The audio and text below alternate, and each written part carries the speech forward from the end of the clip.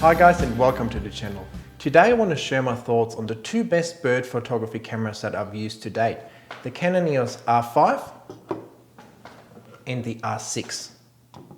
I've spent extensive period of time in the field with the R5 and I've also spent a reasonable amount of time with the R6 in the field now, and I must say both cameras have really impressed me.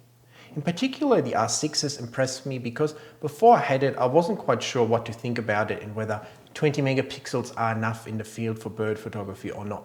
So when I took out the R6, I was actually positively surprised how it performed, how nice and clean the files were at even really high ISO levels, on how awesome that amazing animal eye autofocus performed in the field. So all in all, both of these cameras are fantastic bird photography cameras. I would recommend either of them to most people. In my review about the R6, I mentioned that there were a few things that drove me mad when using it, but that they mainly showed up when directly comparing it to the R5. So that's exactly what I want to do today, compare the R6 to the R5 and see where the price difference might come from and which camera will be the right one for you. If you want to hear all my thoughts and see all the details about the features that both of these cameras have, make sure to check out my review on the R5 and the R6, and also make sure to check out the video where I share all the settings that I use for both of these cameras to get the absolute most out of them. I know it will be very helpful for you. If you enjoy my content, please also make sure to subscribe to the channel and leave the video a like. I really appreciate your support. So between these two cameras, depending on where you live, there's about a $1,000 or $2,000 difference. But where does that come from? Is the R5 really that much better? When I used each of these cameras on their own, especially the R6, I didn't really notice much of a difference when it comes to the EVFs.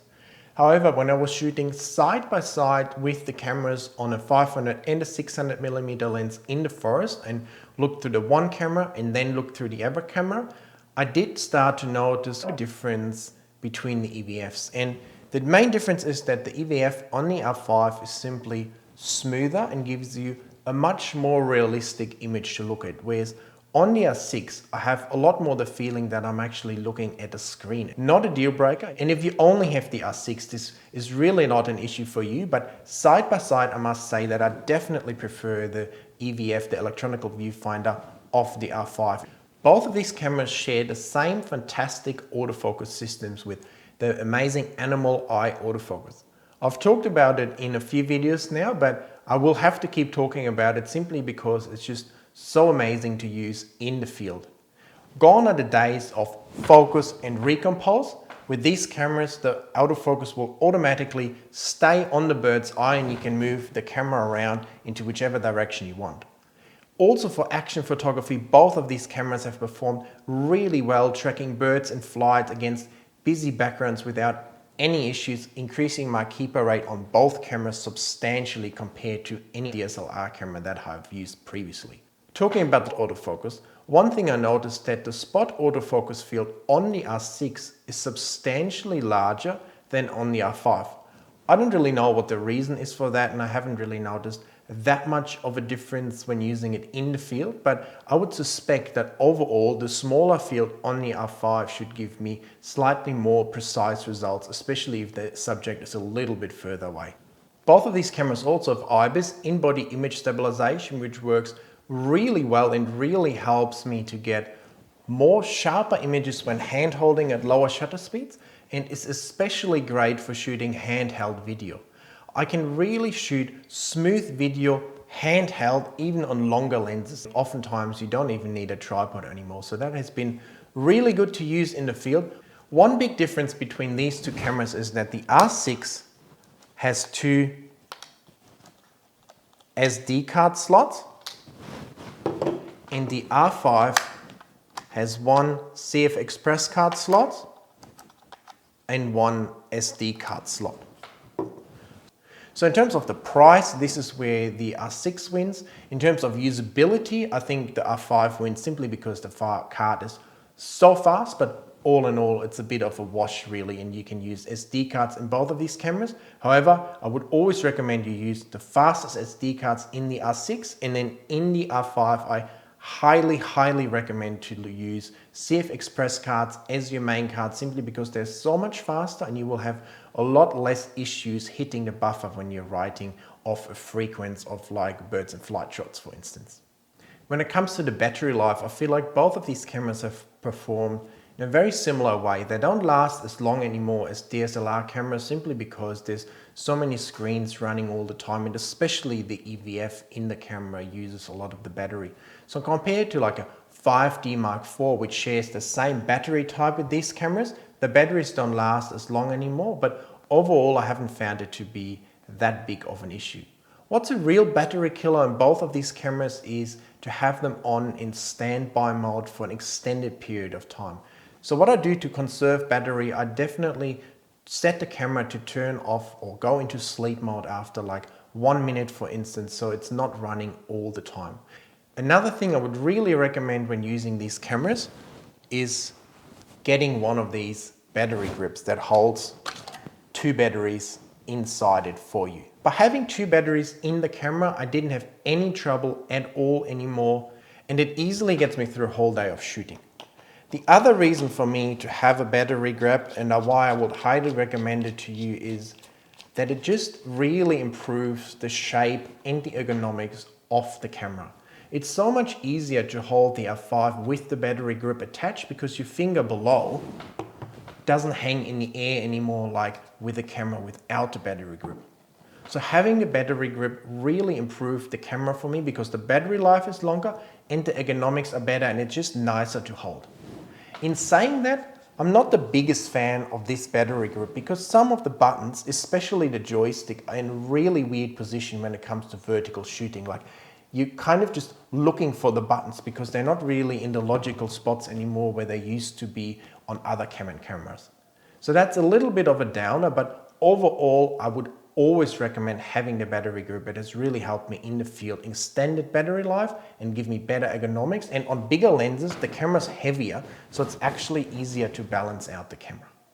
Both of these cameras are really fast with a really nice big buffer size. So you can shoot 12 or 20 frames per second in the mechanical or electronic shutter mode, and you're getting fantastic large enough buffers where you can fire for 5-10 seconds without hitting the buffer. So this is something that I didn't have in the past and that I really value on these cameras. You can take a lot of shots, a lot of action shots without hitting the buffer, without this camera slowing down. So let's talk about the layout of the 2 cameras and the different buttons on top of each camera.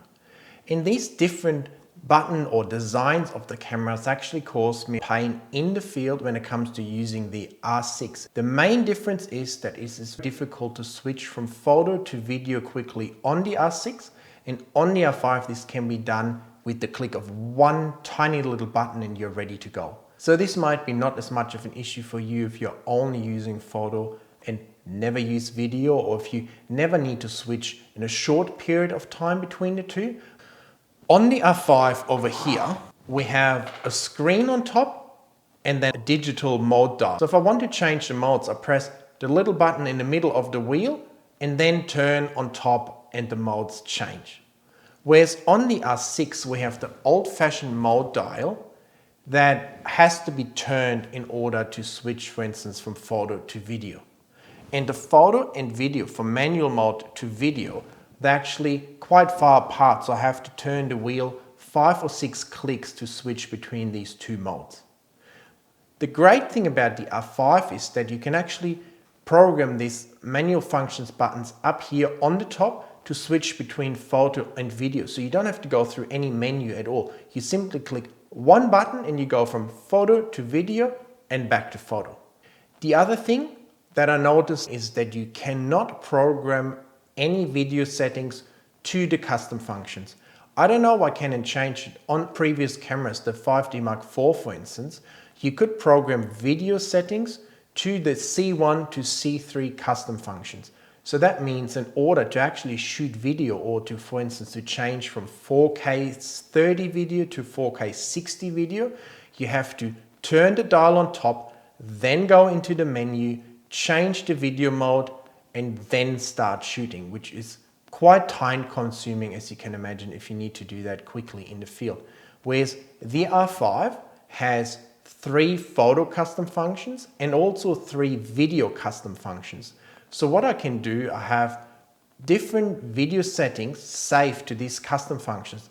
And personally, I have all the difficult to actually get video settings saved in there, the ones that are quite difficult to find in the menu. So having these settings available is really good because now I don't have to go into the menu and change any video settings.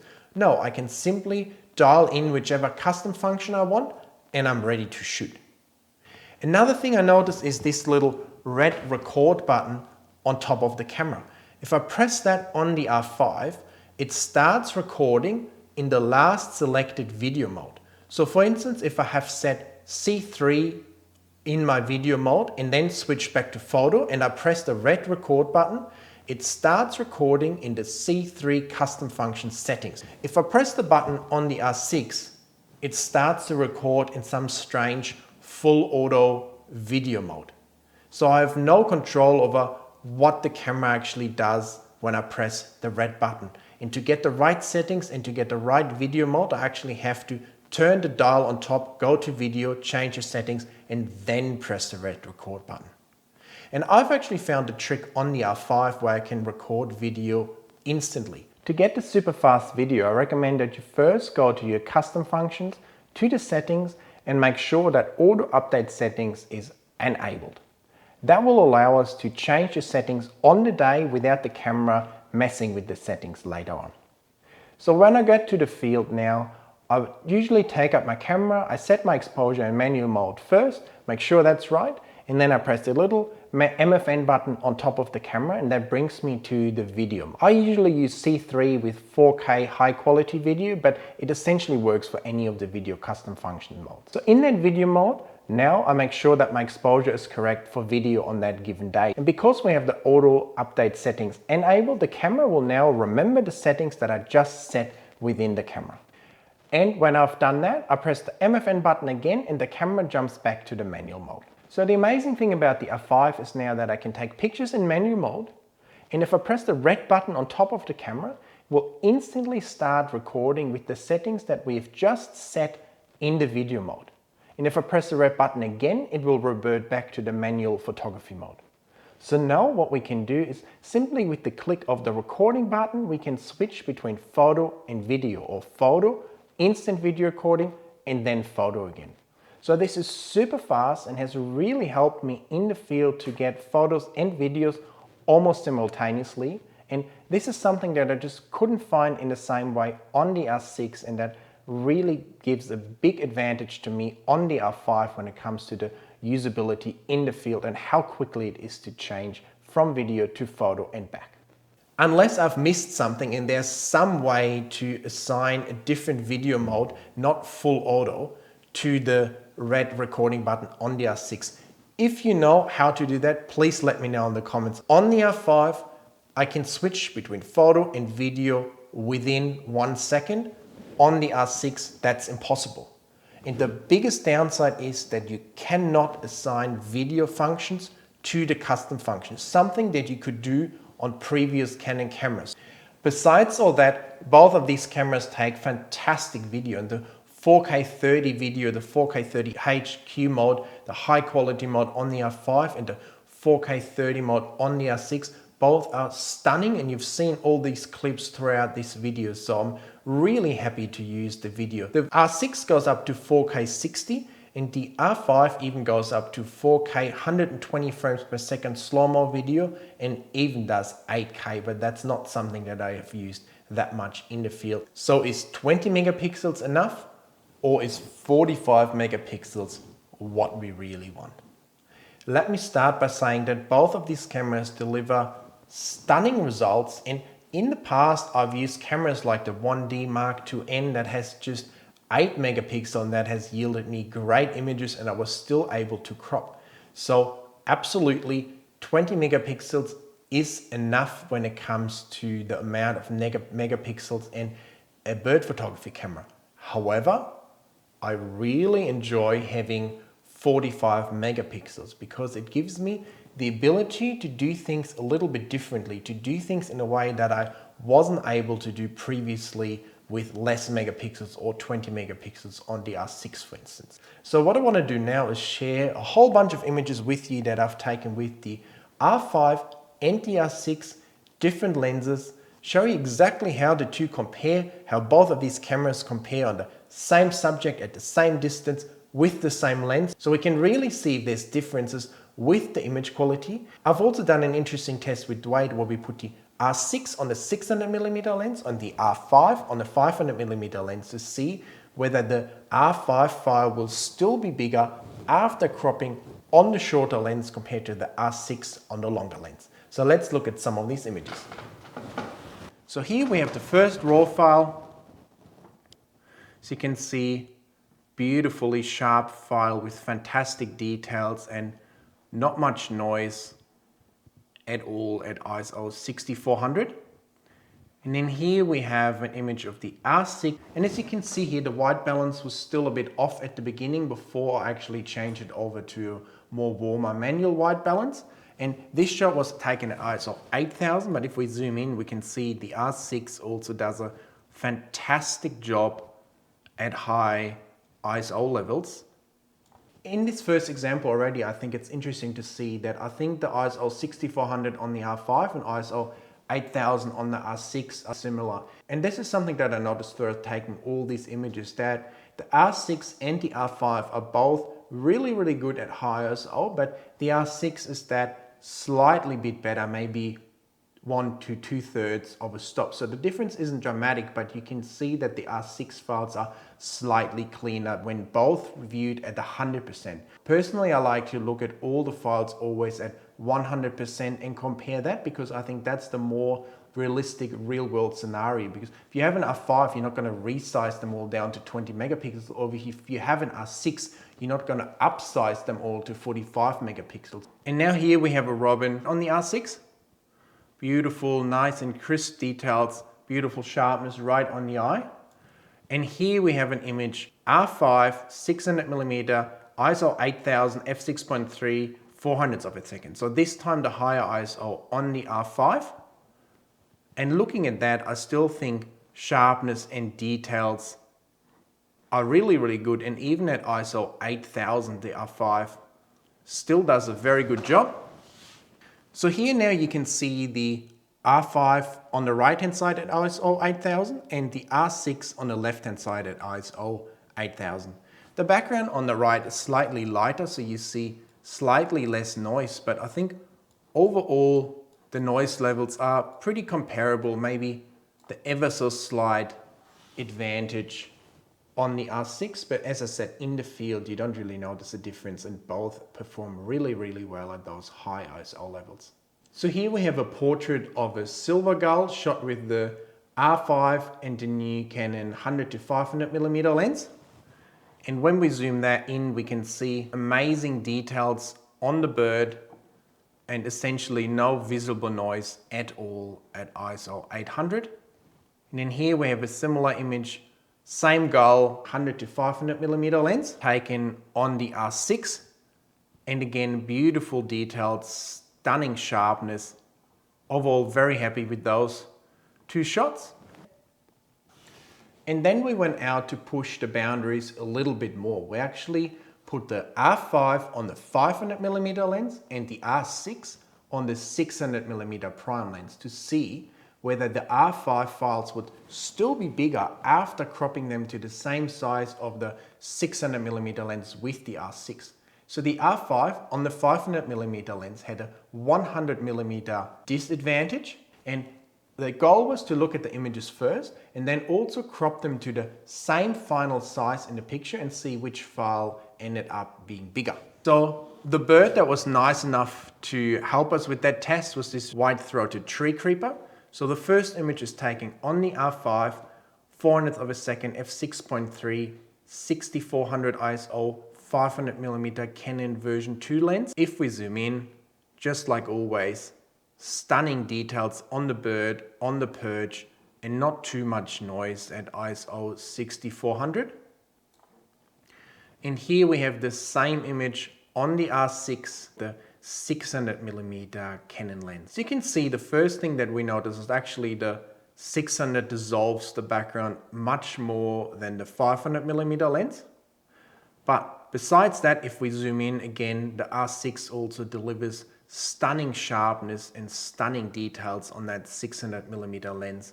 If I zoom out in this program, you can actually really nicely see the difference in the file size. So I think this is a very good visualization of how much bigger the R5 file is actually in the field. But what is interesting to me is now if I zoom in to 100%, you can see that the bird on the left-hand side that was taken with the R5 is still substantially larger in the frame, even though it was taken with 100mm less than the R6 file on the right-hand side. That was pretty interesting and revealing to me, and really shows the advantage that you have with the R5 and the 45 megapixels versus the 20 megapixels of the R6. Because having the ability to shoot with a shorter lens or stand a bit further back and still end up with a really big file is something that it will definitely be useful to me in the field going forward. And I think it was an interesting test. I didn't really expect the difference to be that much after giving the R5 a 100mm disadvantage and then seeing the file being still so much bigger. That's pretty interesting to me. So here now you can see both files cropped to the exact same size in the frame, and we can still see how much bigger the R5 file actually still is. And then here I want to show you another example. We put the ISO up to ISO 12,800. If we zoom into that, we see absolutely stunning detail on the bird, great sharpness, and not that much noise even at ISO 12,800. Pretty incredible, isn't it? And then here we have the R6 ISO 12,800 with the 600mm lens. If we zoom into that again, we see stunning detail on the bird and even less noise in the background with the R6. And here we can see both files side by side. So at the end, I want to show you one of the favorite images from this shoot that Duade and I got. It's two yellow robins that came to our perch and just looked absolutely amazing and posed beautifully for us. Here's the edited version. And if you want to know how to edit your files just like this so they look absolutely amazing, I would highly recommend that you check out my masterclass on how to edit your bird images, where I take you step by step through the editing process and show you exactly how you can make your images look absolutely amazing. So make sure to check that out down there in the description.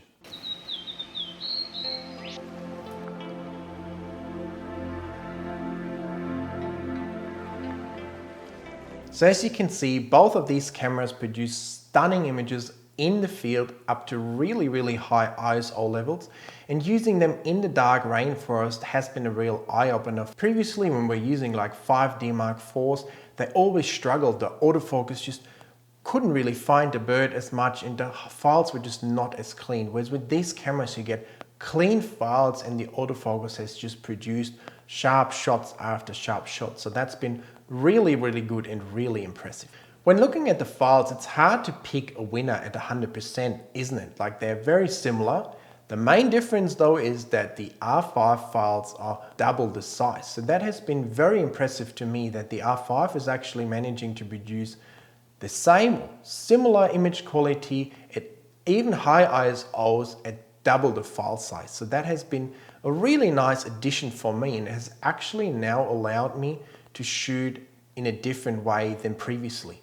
I basically see the 45 megapixels of the R5 as an optional teleconverter or extender, because I can now purposefully shoot a little bit wider, stepping back a little bit more from a bird. So if there's some action happening, birds fighting, bird doing a wing flap, bird taking off, or a few more birds joining my frame, I won't be clipping off any parts of those birds because I can just step back a little bit more. And if there's only one bird on my perch, I'm now able to just crop in that little bit to frame that nicely. So having the ability to crop has actually been invaluable in the field for me, because I can shoot wider, make sure I get all the action in the frame, and then crop if I need to. On the R6 you can do the same to a degree, but your ability to crop a lot is obviously more limited. So in that sense, I think with the R5, I have now an ability to shoot in a certain way that I did not have previously with cameras with less megapixels, and that I also don't have with the R6 to the same extent. Another thing I noticed, especially in the rainforest, is that with the R5 and the 45 megapixels, you have the ability to often not use a teleconverter because you have that built in with your 45 megapixels. On the R6, you will be often tempted to use an extender to get the bird large enough in the viewfinder so you don't have to crop as much afterwards. Whereas on the R5, I can not use the extender, have better depth of field, and I'm also able to have faster shutter speeds because I can keep my lens more wide open if I need to. And as you could see with the wide-throated tree creeper example as well, the R5 on the 500mm lens still produced a much larger file than the R6 on the 600mm lens. So even having 100mm less with the R5 produced a larger final file when cropped to the same size than the bird on the R6. So that's pretty impressive to me and something that personally for my style of photography I really value and I wouldn't want to miss anymore. So do you need 45 megapixels? Absolutely not. The 20 megapixels on the R6 are definitely enough. Is it nice to have 45 megapixels? Yes. So for my personal style of photography, when I compare the two cameras side by side and could only pick one, I would have to pick the R5. I will still be happy to use the R6 as a secondary camera where I can either have it set to photo or video, but I don't have to quickly switch between the two. So there's one more thing that we haven't really talked about, and that is cost. The R6 is substantially cheaper than the R5, and there's also a lot of hidden costs with the R5 that you may have not considered at all that actually make the price difference between the two not $1,000 or $2,000, but $5,000 to maybe even $10,000. So why is that? Well, if you're getting an R5, first of all, I would highly recommend to get a battery grip. So that's another $500, but I would also recommend to get that on the R6. So that's a bit of a wash. But then on the R5, you have to get fast CF Express Type B cards. The card I'm using is $500-600, and unfortunately all the CF Express cards are still pretty expensive, and you want to use a decent size because generally larger CF Express cards write faster, which is important especially for video. So there you have an extra investment of $500 to $1,000 simply to equip the R5 with the right cards. On the R6, you can basically use your old SD cards you will have from many of your other old cameras, although I would still recommend that you at least get one faster card. But in that regard, the R5, just in terms of memory cards, getting a new card reader is a lot more expensive. And there's other things that come with the big files of the R5 as well, and that is storage and your computer. A lot of old computers will not be able to handle the file size of the R5. They will not be able to load them, or you won't be able to quickly scroll through them. Additionally, these files will also fill up your hard drive really quickly. The average R5 RAW file is probably between 50 and 60 megabytes. So if you're taking a few thousand images on a day, you easily end up with 1, 2, 3, 400 gigabytes of files. So that adds up really quickly, and I'm constantly adding hard drives to my NAS just to get enough storage to put all these files away. So when getting an R5, you need to get more expensive memory cards, more hard drives, and potentially a new computer. So when you look at it from that point of view and take the cost into consideration, into abilities of each camera and the amazing files that the R6 delivers, I think overall the R6 is for most people that want a great camera that can give them great images at a decent price point. However, if you're like me, you like quickly shooting videos and photos and want the absolute best camera you can get for bird photography, the R5 will be the best camera for you. But overall, I'd say you can't go wrong with either of these two cameras. Which one is the right one for you? Please let me know in the comments. Do you own an R5 or an R6 already? let me know and let me know how you've been going with these. If you're struggling to set it up, please remember to check out my video on how to set up your R5, and I'm using the same settings on the R6 as well. And also make sure to check out my masterclass, my video purge, and my ebooks down there in the description. I know they will really help you to improve your bird photography and take it to that elusive next level. So leave me a comment, make sure to press that like button, leave me a subscribe. I'm really thankful for the support and all your comments, and I will see you in one of my next videos. Bye.